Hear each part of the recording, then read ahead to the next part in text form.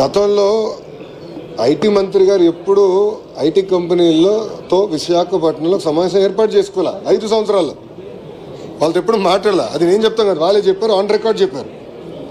And I think IT మంత్రి గారు ఈ ఊరే అనుకుంటా. అంటే ముందల మంత్రి గారు వేరే నెల్లూరు జిల్లా, పాపం చనిపోయిన తర్వాత మన ప్రాంతానికి చెందిన ఒక వ్యక్తి ఐటీ మంత్రి గారు. ఆయన కోడిగుడ్ల గురించి మాట్లాడాడు తప్ప ఈనాడు ఐటీ గురించి, పెట్టుబడుల గురించి ఏం మాట్లాడాల. మేము ఒక ఫోకస్డ్కి వెళ్తున్నాం. సో ఫస్ట్ 100 days ఉన్న ప్రాబ్లమ్స్ మనం రిజాల్వ్ చేసుకోవాలి. ఇప్పుడు మీరే చూస్తారు, టాటా సన్స్ చైర్మన్ చంద్ర గారు వచ్చారు. గతంలో ఇప్పుడు వచ్చాడా ముఖ్యమంత్రి గారు కలిసి? ఆయన వచ్చి ఆంధ్ర రాష్ట్రానికి పెట్టుబడులు ఎట్లా అట్రాక్ట్ చేయాలని దానిపైన ఒక టాస్క్ ఫోర్స్ వేస్తున్నామంటే ఆయన వైస్ చైర్పర్సన్గా ఉంటానని చెప్పారు. అంటే ముఖ్యమంత్రి గారు చైర్పర్సన్గా, చంద్ర గారు లాంటి వ్యక్తి వైస్ చైర్పర్సన్గా ఉంటారు. మీరు ఇప్పుడు చూడండి ఎంత యాక్టివిటీ మొదలైన వైద్యం. కనీసం వైద్యం గురించి అందరూ మాడుకుంటున్నారు, ఆంధ్ర రాష్ట్రం గురించి అందరూ మాడుకుంటున్నారు. గతంలో ఎవరు మాట్లాడేవారు కాదు, ఎవరు వచ్చేవారు కాదు, ముఖ్యమంత్రి గారు ఇంటి బయటకు వచ్చేవారు కాదు. అనేక సమస్యలు ఉండేవి. ఇప్పుడు చూస్తే ముఖ్యమంత్రి గారు బాగా తిరుగుతున్నారు, మంత్రులందరూ పరిగెత్తిస్తున్నారు, పారిశ్రామికవేత్తలు కూడా ఇప్పుడు రాని విధంగా ఇప్పుడు మళ్ళీ ఆంధ్ర రాష్ట్రానికి వస్తున్నారు. భోగాపురం ఎయిర్పోర్ట్ గురించి ఆల్రెడీ ముఖ్యమంత్రి గారు 2-3 సార్లు సమీక్ష చేశారు.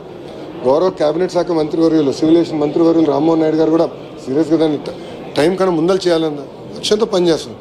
సో ఇవన్నీ ఇప్పుడు సెట్ చేస్తున్నాం. గత వైసీపీ హయాంలో ఐటీ మినిస్టర్ గారు గుడివాడ అమర్నాథ్ గారు ఆయన ఐటీ హబ్గా కూడా ఇక్కడ కొన్ని ప్లేసులు పరిశీలించాం. అంటే అక్కడ కొన్ని అయిపోయి ఉన్న ఐటీ కంపెనీలు ఇప్పుడు మళ్ళీ ప్రారంభమవుతాయి గతంలో ఉన్న కంపెనీలు. నేను ఒకటి క్లారిటీగా చెప్పదలుచుకుంది ఏంటంటే, గత ప్రభుత్వం తీసుకున్న నిర్ణయాలని మేము రివర్స్ చేయాలని ఆలోచనలో మాకు ఉండదు. ఎందుకంటే కొన్ని 2-3 ఉదాహరణలు చెప్తా. దానికి రివర్స్ టెండరింగ్ అని రివర్స్ డ్రైవింగ్ చేశాడు గత ముఖ్యమంత్రి. దాంతో ఏమైంది, బుడమేరు బ్రిడ్జ్ కొట్టేసింది. బుడమేరులో బ్రిడ్జ్ జరిగింది. ఆ బ్రిడ్జ్ వల్ల ఈరోజు విజయవాడ మొత్తం మునిగిపోయింది. కారణం ఏంటి? ఆనాడు బాబు గారు శాంక్షన్ చేసిన ప్రాజెక్ట్ ఈయన ఏకపక్షంగా రివర్స్ టెండరింగ్ పేరుని తీసుకొచ్చి ఎవరు రాకపోతే క్యాన్సిల్ చేసినందుకు. సేమ్ ప్రాబ్లం టీటీడీలో జరిగింది. రివర్స్ టెండరింగ్ పేరైతే నెయ్యి ఎటు చేస్తారో మనందరూ చూసిన విషయమే కదా. సో ముఖ్యమంత్రి అనే వ్యక్తి కొంచెం ఆలోచించి, అనుభవం ఉన్న వ్యక్తి అవసరం, కొంచెం ఆలోచించి సరైన నిర్ణయాలు తీసుకునే వ్యక్తి అవసరం. సో గతంలో జరిగిన ఏదైతే నిర్ణయాలు ఉన్నాయో కేవలం అయ్యే కాదు, అన్ని సమీక్ష చేస్తాం. కానీ ప్రజలకు ఇబ్బంది లేకుండా, పారిశ్రామికవేత్తలకు ఇబ్బంది లేకుండా ఎట్లా మనం ముందలు తీసుకెళ్ళిన దానిపైన మేము వెళ్తున్నాం. ఇప్పుడు మీరు అడిగారు లూలు గ్రూప్ గురించి, మీరు అడిగారు.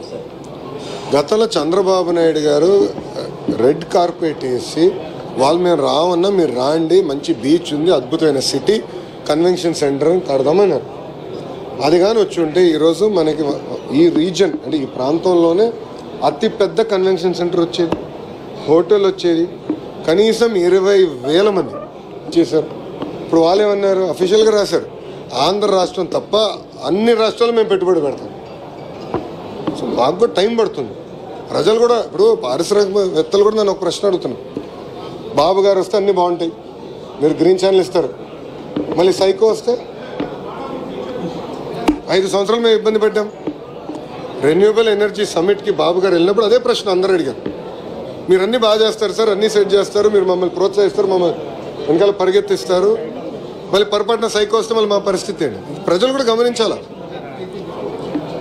ఎందుకంటే ఇట్లా ఒక సైకో అనే వ్యక్తి ముఖ్యమంత్రి అయినప్పుడు రివర్స్ టెండరింగ్ పేరుతో ఆ రోజు పీపీఎల్ క్యాన్సిల్ చేసి మొత్తం గందరగోళం సృష్టించాడు. దానివల్ల ఈరోజు కరెంట్ ఛార్జీలు కూడా పెరిగినాయి, పారిశ్రామికవేత్తలు కూడా ఇబ్బంది పడ్డారు.